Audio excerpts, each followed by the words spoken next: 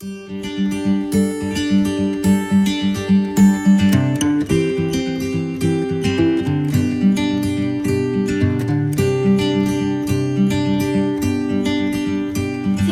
siguiéndonos en los videos anteriores, habrás visto cuando vimos lo del arrebatamiento, o sea, el encuentro que vamos a tener con el Señor cuando Él nos venga a buscar, el tribunal de Cristo, que va a ser cuando el Señor nos recompense todo lo que hayamos hecho a partir de los dones y de todos los recursos que Él nos dio, y luego las bodas del Cordero, que es el símbolo de esa unión permanente, indisoluble y eterna que vamos a tener como hijos de Dios con el Señor, que todos son acontecimientos llenos de gozo, llenos de expectativa y por otro lado gloriosos. Todos gloriosos, porque va a ser algo que todos los que somos hijos de Dios anhelamos fervientemente.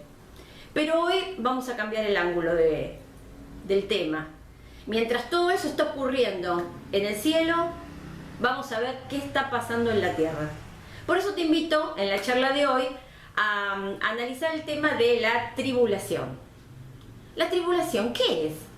Bueno, la tribulación podemos definirla como un periodo de 7 años, y después te voy a explicar por qué 7 años, en donde el Señor va a venir a terminar la disciplina que ha tenido durante tantos años con el pueblo de Israel.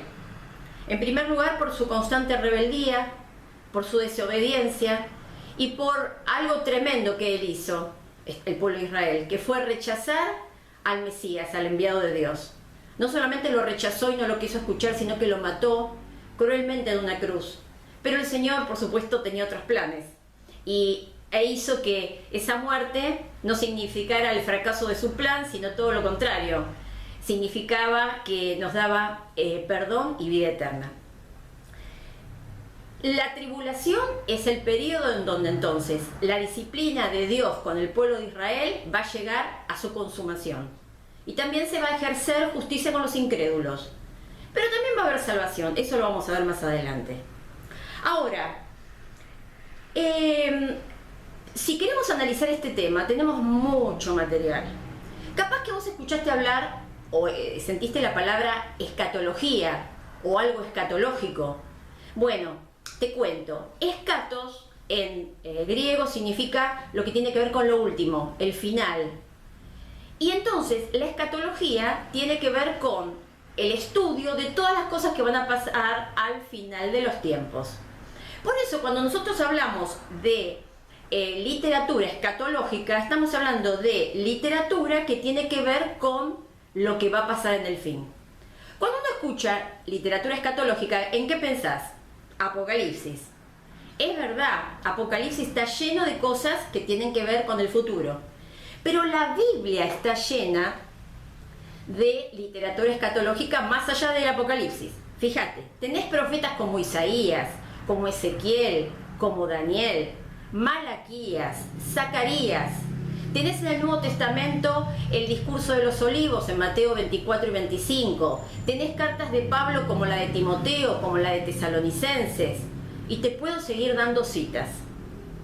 O sea que tenemos material en gran cantidad para estudiar este tema. Entonces hoy nos vamos a detener, porque si no esto sería eterno, nos vamos a detener en una profecía que me parece imprescindible que la entendamos para poder a partir de ahí saber y comprender lo que va a ser el periodo de la tribulación. Por eso te invito a que vayas a buscar tu Biblia, dale, porque la vamos a necesitar. Y te invito a que la abras en Daniel capítulo 9, donde está la profecía de las famosas 70 semanas. Así que dale, apúrate, que te espero. ¿Ya estás? ¿Tenés Biblia en mano? Listo, entonces, busca conmigo el libro de Daniel, capítulo 9, versículo 24. Entre el versículo 24 y el 27 se desarrolla esa profecía. Te quiero contar algo. Esta profecía fue escrita por Daniel en el 538 a.C. Lo sabemos muy bien porque él da datos muy certeros y precisos sobre el rey que estaba gobernando en ese momento. Por eso podemos saber bien cuándo fue escrita. Entonces fue escrita hasta a partir del 538 a.C. y tiene profecías que hasta una primera etapa se cumple en el año 70 después de Cristo, o sea que está abarcando 608 años, y luego cosas que todavía no han sucedido. Con eso, ¿por qué te estoy haciendo esta aclaración? Para que veas que Daniel, cuando escribió, es muy probable que no haya entendido nada de lo que estaba escribiendo. Yo te dije, es muy probable que no haya entendido nada. De hecho, no lo entendió. Pero eso después lo vamos a hablar. Vamos a empezar con el versículo 24. Dice: 70 semanas han de pasar sobre tu pueblo y tu ciudad santa, para poner fin a la rebelión y al pecado, para obtener el perdón por la maldad y establecer la justicia para siempre, y para que se cumpla la visión y la profecía y se consagre al Santísimo. Analizar el versículo 24 nos va a permitir entender un poco de qué se trata o qué es lo que va a pasar dentro de estas 70 semanas, que dijimos que son 70 semanas de años. Es decir, 70 multiplicado por 7 nos da un periodo de 490 años en donde van a pasar varias cosas. Vamos con la primera. Dice el versículo 24: se pondrá fin a la rebelión y al pecado. O sea que Dios terminará para siempre con la rebelión que constantemente caracterizaba al pueblo de Israel. Esa rebelión, ese pecado que lo hacía constantemente desobedecer a Dios y tomar sus propias decisiones independientemente de lo que Dios quería. Eso se va a terminar. Eso no está solamente dicho en este versículo, sino que en innumerable cantidad de versículos del Antiguo Testamento que hablan específicamente del pueblo de Israel, se dice algo similar. Te voy a citar uno, que está en Isaías capítulo 1, versículo 25. Dice: habla Dios: voy a levantar de nuevo mi mano contra ti, le dice al pueblo de Israel, y a quemar por completo tu basura. Voy a limpiarte de toda tu impureza. Y después que yo lo haya hecho, volverán a llamarte ciudad de justicia, ciudad fiel. Recordá que esta profecía no solamente involucra al pueblo de Israel, sino a la ciudad santa, a Jerusalén. Y acá perfectamente se ve cómo Dios va a ejercer una mano de justicia, de limpieza, de disciplina, pero luego Dios va a levantar a esa ciudad y a ese pueblo. En segundo lugar, dice la profecía que en estas 70 semanas se va a expiar o a perdonar la maldad. Cuando nosotros nos ponemos en la mente de un judío de esa época, la expiación no tenía más que ver que con otra cosa que con la muerte de un cordero, el cordero pascual, una vez al año. Ese cordero moría en sustituto de cada uno de los miembros del pueblo para perdonar el pecado. Eso se hizo desde la época en que Israel fue liberado de Egipto. Acordate que en la instauración de la Pascua se tuvo que matar un cordero, con eso se pintaban los dinteles de la puerta, y las personas que vivían en las casas que estaban pintadas con la sangre del cordero, no solamente no morían, sino que obtenían la libertad. A partir de ahí se hizo esa recordación todos los años, en donde un cordero simbólicamente se llevaba todos los pecados del pueblo por un año. Alguien tenía que morir, moría el cordero en lugar del pueblo. Ahora, ¿qué pasa? Se establece en este periodo de 70 semanas un sacrificio que iba a ser definitivo, único y suficiente, que no iba a ser por un cordero como antes, que moría todos los años, sino a través del Cordero de Dios. ¿Te acordás? Juan el Bautista identificó así como el Cordero de Dios que quita el pecado del mundo a Jesús, porque Él sería el que con su muerte, una vez y para siempre, iba a ganar para todos nosotros el perdón de Dios. Esa expiación tenía que ver con que nosotros no moríamos para que muriera alguien en nuestro lugar, y ese alguien fue Jesús, el Cristo, el enviado de Dios. Así que en esas 70 semanas también se expió el pecado, porque murió Cristo. Y la tercera es que Daniel se iba a consagrar al Santísimo. Cuando pensamos en Santísimo y analizamos bien el original, se está hablando específicamente del lugar. Y acordate que el lugar santísimo era uno de los dos espacios en donde se había dividido el interior del templo. Estaba el lugar santo y luego estaba el lugar santísimo que solamente los sacerdotes, los sumos sacerdotes podían entrar una vez al año, y ahí es donde estaba el arca del pacto que simbolizaba la presencia de Dios.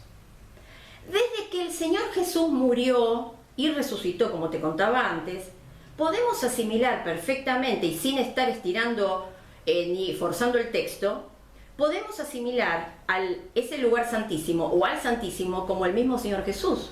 ¿Por qué? Porque recién ahora, habiendo el Señor Jesús muerto por nuestros pecados, podemos acceder al Padre, o sea, a la presencia de Dios, a través de Jesús. Antes los judíos lo hacían a través de esa llegada a ese lugar santísimo. Ahora lo hacemos a través de Jesús. Quiere decir que lo que va a pasar en esas 70 semanas es que se va a consagrar al Santísimo, es decir, se va a manifestar la presencia de Dios en toda su magnitud. Y te lo puedo mostrar dándote un botón de muestra. Te puedo dar 1000 versículos, pero te voy a dar uno. Zacarías 14:9 dice: el Señor será rey sobre toda la tierra. En aquel día habrá un solo Señor y únicamente su nombre será adorado.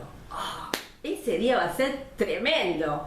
El Señor ahí sí, con todo su esplendor y con toda su presencia gloriosa, va a ser visto por todos y va a ser el único líder absoluto, rey de toda la tierra y de todo el universo. Todo eso va a pasar en esas 70 semanas, en esos 490 años. Bueno, pero vos a esta altura me podrás decir, bueno, pero hay cosas que todavía no pasaron. Claro, por eso lo tenemos que analizar. Vas a ver que estas 70 semanas están divididas en 3 tramos. 7 semanas, 62 semanas y una semana más.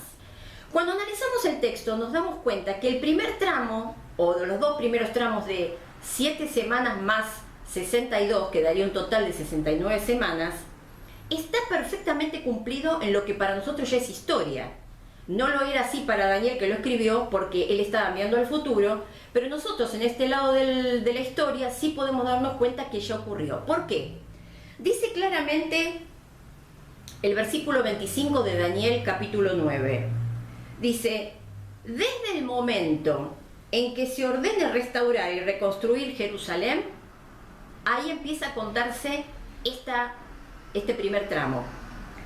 Esto, según la historia, ocurrió el 5 de marzo del año 445 a.C. Esto lo vemos relatado en Nehemías capítulo 2, cuando el propio Nehemías le pide al rey, y el rey Artajerjes dicta un decreto en donde se ordena que el mismo reinado aporte y permita que los judíos que quieran vayan a Jerusalén y restauren sus murallas y empiecen la reconstrucción de la ciudad. Esto ocurre en marzo del 445 a.C. Volvemos otra vez a Daniel y analizamos cuándo van a terminar esas 62, ese grupo de 7 más 62 semanas.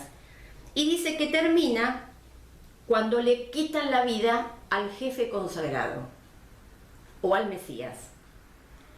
Si nosotros nos remitimos a lo que sería el calendario judío, acordate que el calendario judío no tiene los mismos cantidad de días anuales como nosotros. Nosotros hoy estamos con un calendario que considera 365 días anuales. Ellos consideran meses de 30 días y por lo tanto se hace un año de 360 días. Si consideramos eso, el 30 de marzo del año 32 después de Cristo se produce la entrada del Señor a Jerusalén, una semana justo antes de su resurrección. Ahora, si nosotros, como te conté que eran semana de años, multiplicamos 69 semanas, que serían las 7 más las 62, las multiplicamos por 7, nos da 483 años, que son justo los años que hay entre la firma de este decreto y la entrada como Mesías a Jerusalén del Señor Jesús. ¿Te acordás? Sentado arriba de un asno. Ahí. 483 años. Da la cuenta exacta. Por eso podemos decir que estas unidades de 7 que te decía al principio no son ni meses ni horas, ni son días, son años. ¿Por qué? Porque esto que es histórico ya se cumplió. Pero ¿qué pasa? Falta una semana más. Antes de establecer, Daniel, algunos lineamientos, algunas pistas que nos van a decir qué va a pasar en esa semana, da otra profecía que se va a cumplir entre este rango de 69 semanas y la número 70. Y tiene que ver con que en el versículo 26 dice que Jerusalén será destruida por un rey que iba a venir. Esto quedó totalmente documentado cuando en el año 66 después de Cristo, o sea, un poco más de 30 años después de que el Señor Jesús murió, se produjo una gran rebelión en Judea que hizo que Vespasiano viniera con sus ejércitos y sitiara la ciudad de Jerusalén. Pasados 2 años de sitio, él se fue a pelear a Roma la posibilidad de ser emperador, que de hecho después lo fue. Entonces manda a su hijo Tito para que siga con este tema del sitio de la ciudad de Jerusalén. La cuestión es que definitivamente en el año 70 después de Cristo, Tito, el general Tito, que luego hijo de Vespasiano y que luego también va a ser emperador, toma la ciudad y destruye el templo. Esta misma profecía, como yo te dije, hay mucha bibliografía escatológica, está también prevista por el propio Jesús, que en Mateo capítulo 24, versículo 2 dijo que este templo, mostrándoselo a los discípulos, iba a quedar devastado. Era una obra monumental, tremendamente grande, fastuosa, que había hecho Herodes para los judíos y para quedar bien con ellos. Imposible para ese momento pensar de que eso podía ser devastado, pero él dijo que iba a ser. Es más, él agregó un detalle más, que no iba a quedar piedra sobre piedra. Y cuenta la historia que era tanta la riqueza que había dentro del templo que al incendiarse, muchos objetos que estaban hechos de oro se derritieron y se metieron en los intersticios que están entre las piedras, entre los bloques de piedra que formaban las paredes. ¿Qué hicieron los soldados romanos? No querían dejar nada. Entonces desensamblaron todas las piedras para poder sacar el oro que había entre ellas. Moraleja, se cumplió la profecía. Con lo cual, ¿por qué te estoy contando todo esto? Para que veamos que de 70 semanas que tiene la profecía, podemos dar por certero, y eso nos lo cuenta la historia, que 69 de esas 70 semanas se han cumplido al pie de la letra. Falta todavía cumplirse una más. Entonces podemos preguntarnos, si de 70 a 69 se cumplieron, ¿no se va a cumplir la que viene? Esta semana vos dirás, ¿por qué no se cumplió ya si pasaron 69?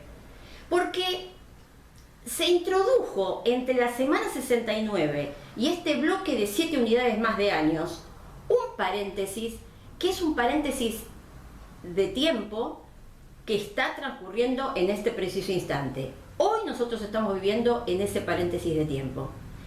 Es impresionante pensar que frente a tantas, como te contaba antes, tantas profecías, Dios no reveló nunca a los profetas del Antiguo Testamento que si bien iba a volver su Mesías, que iba a haber disciplina, que iban a vengarse de todos sus enemigos, que la venida de Dios iba a ser gloriosa, etcétera, etcétera, nunca se dijo que iba a haber un paréntesis de tiempo en ese momento. Y por eso, seguramente que vas a entender mucho mejor cuando ahora te lea una porción en el Nuevo Testamento, en Efesios capítulo 3, a partir del versículo 3. Dice así, está hablando Pablo, te lo está contando Pablo ya en el siglo I después de Cristo. Tal como les escribí brevemente, Dios mismo me reveló un plan misterioso. Dios no se lo reveló a las generaciones anteriores, pero ahora por medio de su Espíritu se lo ha revelado a sus santos apóstoles y profetas. Y el plan de Dios consiste en lo siguiente, atención, tanto los judíos como los gentiles que creen la buena noticia gozan por igual de las riquezas heredadas por los hijos de Dios. Ambos pueblos forman parte del mismo cuerpo y ambos disfrutan de la promesa de las bendiciones porque pertenecen a Cristo Jesús. ¡Wow! En el Nuevo Testamento, es decir, después de la muerte de Cristo para acá, los apóstoles, entre los cuales está también Pablo, tienen de parte de Dios una revelación especial. Ese paréntesis que antes había estado en la ignorancia por los antiguos profetas, ahora se ve claramente. ¿Para qué sirve esto? Sirve para que haya un periodo de gracia en donde gente de todo pueblo, linaje y nación pueda creer en el Señor Jesús. Esto que está pasando ahora no está en contraposición con la idea que tenía Dios al principio de su plan de salvación. No, porque si nosotros leemos el Antiguo Testamento, vemos claramente que Dios quería hacer de sus profetas luces para todas las naciones. ¿Por qué? Porque quería alumbrar con la luz del Evangelio, con las buenas noticias, a todo el mundo. De hecho, cuando eligió al pueblo judío, varias veces le dijo que no lo elegía porque eran un pueblo especial, merecedor de ser elegido por Dios para cumplir sus objetivos. No, los elegía nada más que para poder mostrar su gloria en ellos y para que el resto del mundo, viendo cómo Dios actuaba con ese pueblo, también ellos pudieran creer.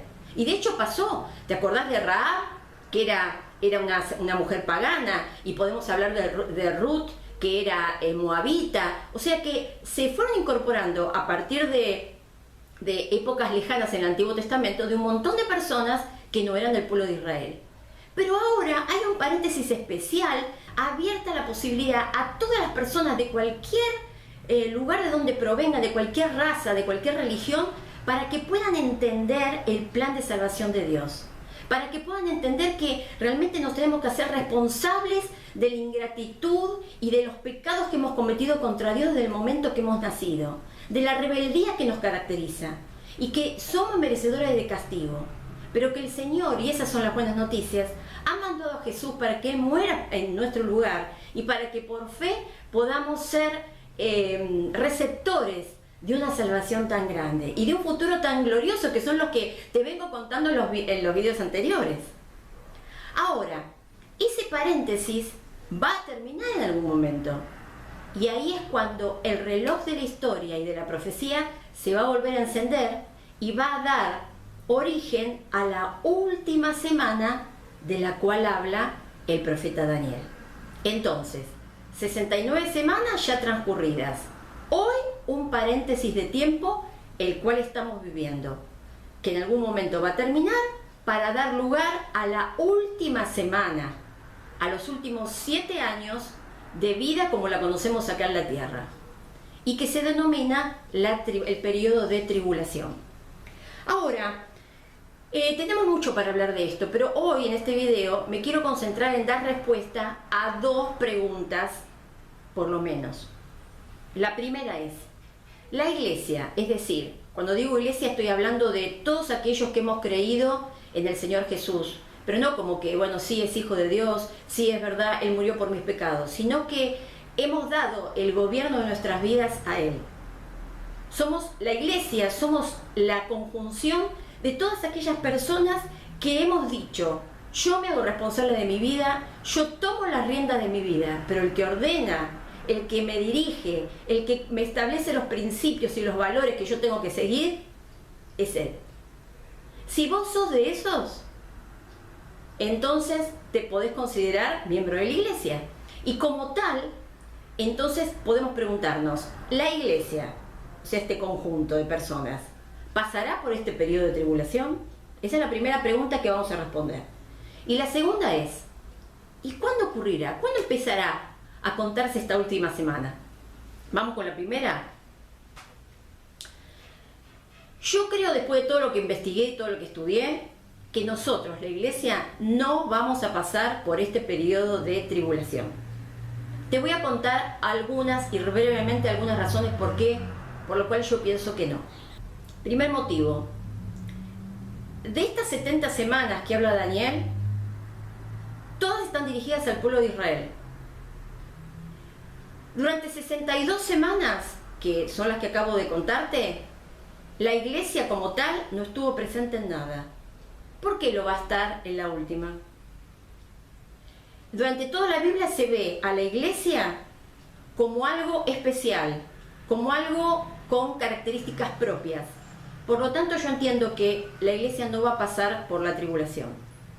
Otro motivo es que en el libro de Apocalipsis, si vemos el esquema propiamente del libro, nos vamos a dar cuenta que hasta el capítulo 3 está hablando de las iglesias. Es más, tiene mensajes a 7 iglesias que existían en ese momento en diferentes lugares concretos del mundo.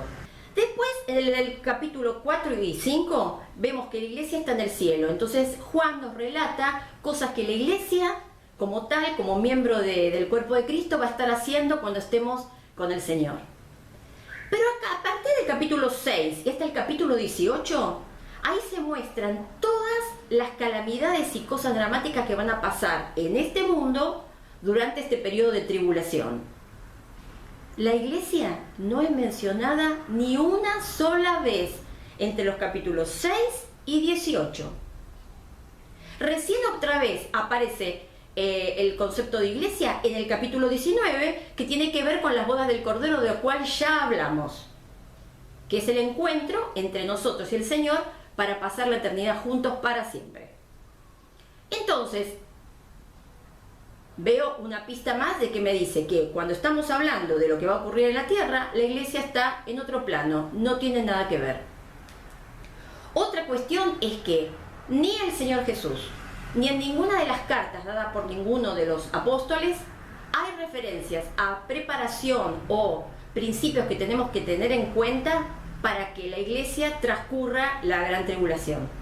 Entonces me parece muy extraño que el Señor, que nos ha dado todo lo que nosotros debemos saber justamente para nuestra vida de piedad, como dice Pedro, no nos haya dado específicamente orientación si es que nosotros tendríamos que pasar este periodo.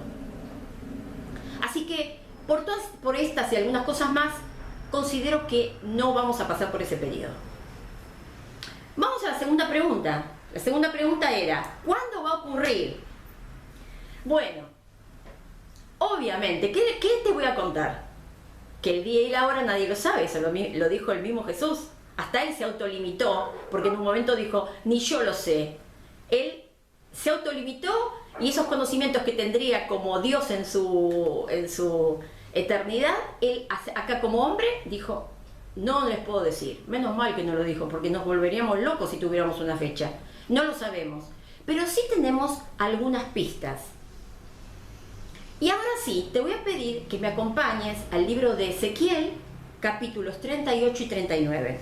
Vamos a analizar otra profecía que en general, de la cual se habla bastante poco, pero que me parece una pista importante. Se produce la profecía de una gran batalla. Esta batalla tiene lugar contra Israel por una alianza ruso-islámica. ¿Cómo podemos saber esto? Porque si bien se mencionan algunos pueblos que ya no existen más como tales con ese nombre, sí sabemos las regiones que ocuparon. Entonces, considerando la región que hoy ocupa, podemos decir que se tratan de lugares que hoy sí conocemos. Por ejemplo, cuando esta profecía habla de Magog, está hablando de el sur de lo que antes era la Unión de Repúblicas Socialistas Soviéticas. Seguramente recordarás que a partir de 1991 se produce la ruptura se disuelve la Unión de Repúblicas Socialistas y entonces de a poquito se empiezan a crear nuevas repúblicas. El sector que está hablando la Biblia en esta profecía está hablando de lo que hoy es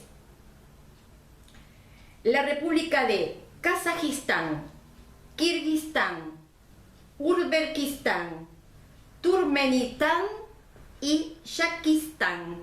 Parece un trabalenguas, pero son todas las repúblicas, después lo podés ver en el mapa, que están al sur de lo que antes era la Unión de Repúblicas Soviéticas. Luego tenemos Persia. Persia, sin ningún tipo de lugar a dudas, es la hoy República de Irán. Recién a partir de 1935, Persia dejó de ser Persia para transformarse en Irán. Es más, si hoy vamos a Irán y preguntamos qué idioma se habla en Irán, ¿saben lo que nos van a decir? El persa. Quiere decir que sin lugar a dudas el imperio antiguo persa es hoy en la República Islámica de Irán. Luego tenemos a Cus, que lo podemos identificar con Etiopía. También tenemos a Fut y Gomer, que son mencionadas en la Biblia y que hoy serían lo que actualmente es Libia.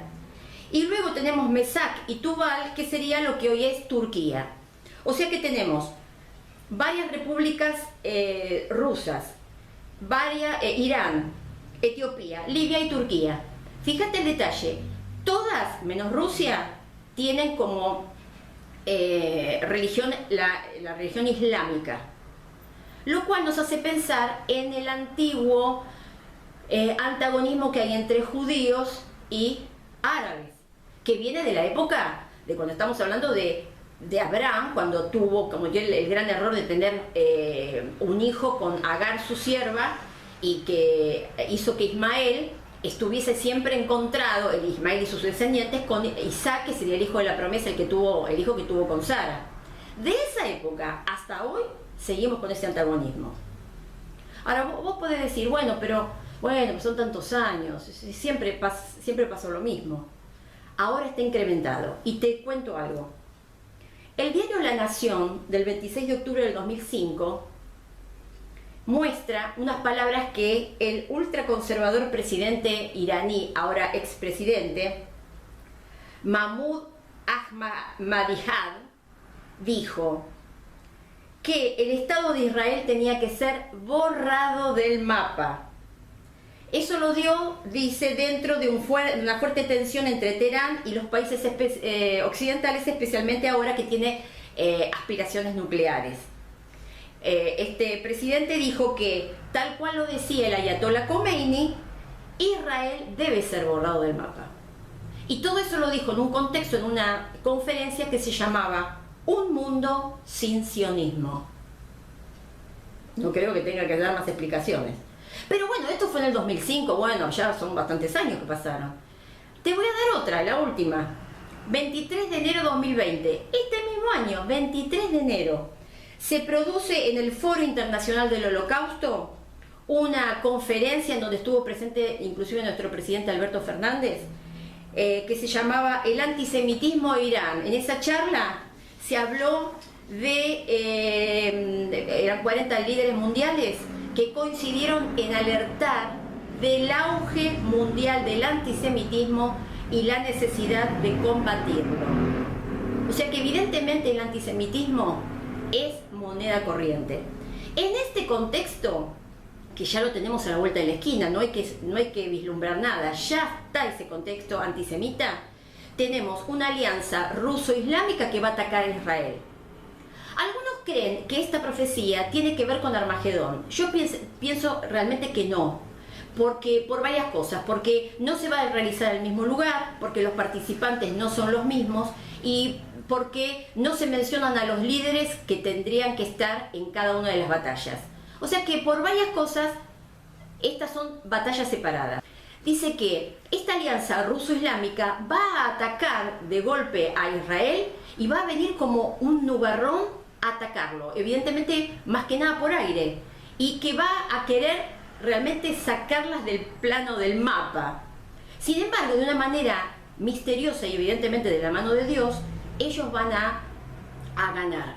Pero da algunas características. Por ejemplo, dice que van a estar 7 meses los israelitas enterrando cuerpos de sus enemigos. Va a ser una matanza tremenda. Por otro lado, dice que van a tardar 7 años en destruir todas las armas que el enemigo dejó después de esa derrota. 7 años destruyendo armas. Por eso, si nosotros hacemos esa cuenta, podemos pensar que esta batalla va a ser, si no es casi simultánea, anterior al arrebatamiento de la iglesia. Por eso es muy posible que nosotros la podamos ver. Por eso te dije que esta podría ser una buena pista de que si nosotros estamos viendo la formación de esta alianza y este ataque, hace la valijita porque esto ya se viene. Va a haber un gran terremoto en Israel, Dios castigará con enfermedades, con muertes violentas, va a haber lluvia de azufre y de fuego, que puede ser algo absolutamente sobrenatural, o puede ser también desde una bomba nuclear, volcanes que hagan erupción en forma mancomunada, no lo sabemos. La cuestión es que Rusia también, toda esta parte sur que te conté antes, también va a ser plagada de fuego, también puede hablar de armas nucleares, no lo sabemos, pero la cuestión es que va a haber una matanza terrible. Ahora, cuando se cumpla esta profecía, es muy posible que esto le dé la posibilidad de firmar el acuerdo de paz que, según el versículo 27 de la profecía de Daniel 9, que dará comienzo a este periodo de paz y que luego va a dar pie a que en este trasfondo de paz, en donde los judíos han ganado de forma estrepitosa y los islámicos van a tener un tiempo en donde no va a tener otra más que asumir su derrota, les dé permiso para que en la explanada del antiguo templo de Jerusalén, que hoy está ocupado por la mezquita de Omar, los judíos puedan comenzar la construcción del templo, que es imprescindible para que esta profecía de la tribulación pueda seguir avanzando. Así que, ¿qué va a seguir pasando? ¿Cuál va a ser otro gatillo que detonará un cambio rotundo en la composición geopolítica del mundo en ese momento? Bueno, para enterarte de todo eso vas a tener que esperar hasta el próximo video. Pero hay otras cosas con las cuales no vas a poder esperar, y te las nombro rápidamente. La primera cosa que no podés demorar. No podemos demorarnos de alabar a Dios cuando vemos que su palabra es veraz. Él cumple, ha cumplido y va a seguir cumpliendo. Tampoco nos podemos demorar en darnos cuenta de la responsabilidad que tenemos de contarle a la gente que todavía no cree en el Señor que los días que vienen van a ser dramáticos. Para nosotros, los hijos de Dios, todo lo que viene es muchísimo mejor, glorioso, espectacular y gozoso. Pero para los que no confían en el Señor, no va a haber más que penas y sufrimiento. Y se lo tenemos que contar para que ellos también puedan acceder a la fe que viene de Dios, que ellos puedan también darse cuenta de su responsabilidad frente a Dios y tomen una decisión por Él. Y en tercer lugar, no nos podemos demorar, sobre todo si vos ahora tenés dudas de si perteneces a la iglesia, como te contaba antes, si sos de aquellos que le ha dado el gobierno de su vida al Señor. Si vos tenés dudas, por favor, no lo demores más. Decirle al Señor que querés que Él venga a vivir a tu corazón, que te perdone, que te dé nueva vida y que te dé la posibilidad de obtener ese perdón que Él da gratuitamente a todos los que creen en Él. Así que, cuántas cosas que nos deja esto para pensar, ¿no? Acordate, seguimos en cuenta regresiva. Así que, te espero en el próximo video.